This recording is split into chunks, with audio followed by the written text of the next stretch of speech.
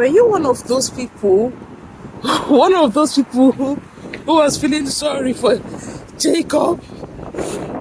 Why did you ever think it was your responsibility to feel sorry for Jacob? He didn't ask you to feel sorry for him, and he didn't deserve to be pitied anyway. So you probably let your emotions lead because you're like, oh, he's an old man and what the boys did were not fair. Well, who determines fairness? Who determines what is fair?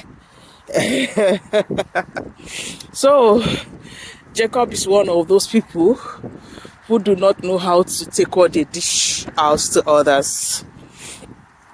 In case you're wondering what she's talking about, who is Jacob? Well, Jacob was Esau's brother.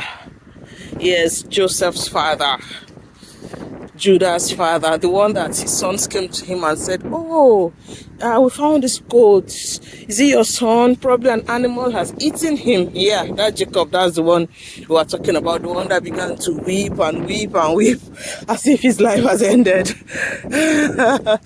Now, that man, was he not the same person who cheated his elder brother out of his own blessings? He cheated his brother out of his blessings, something that was irreplaceable, irredeemable. And he probably thought it was fun, it was a sport, and oh, he could have he was having fun, he was smart, and he cheated his brother.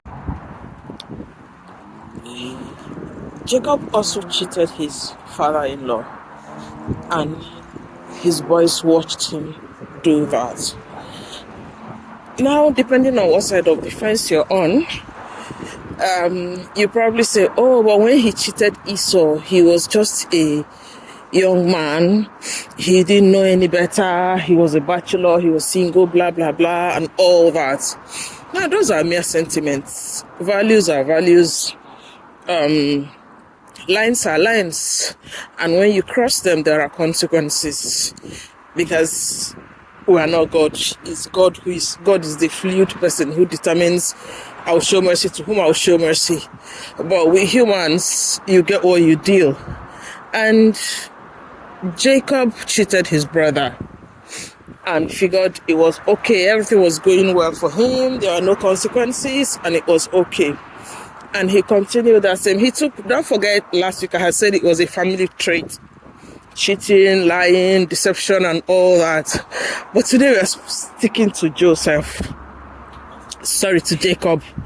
And the episode of, he had left behind, he had gone to seek asylum, he became a refugee with his uncle, and then he thought he had put behind the episode of Esau.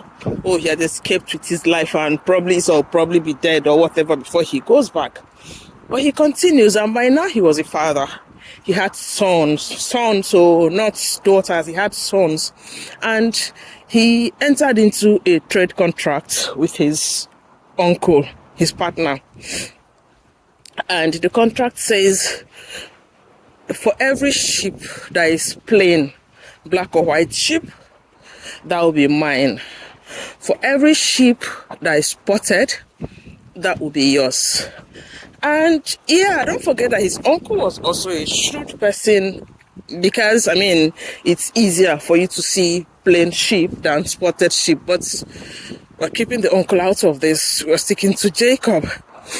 And Jacob agreed to that contract. He didn't protest. He didn't say anything. He agreed to that contract. But what did he do? He went behind his uncle's back and he began to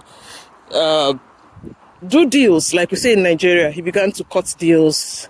He thought he was a shrewd businessman. And what he did was, he devised a technology that helped him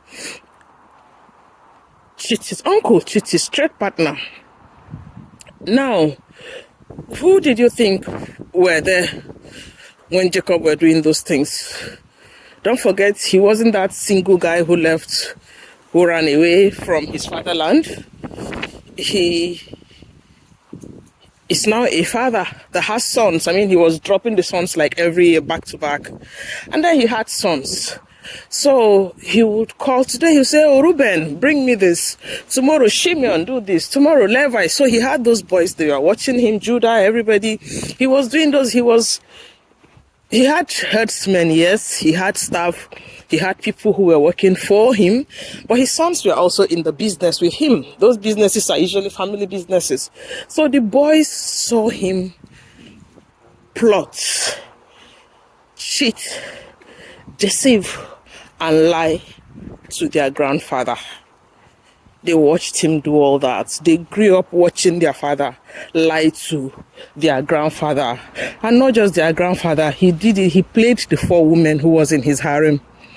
But again, I'm not going into that today. That's of his deals with those women. We're sticking to the business side of this. So they watched him cheat their grandfather.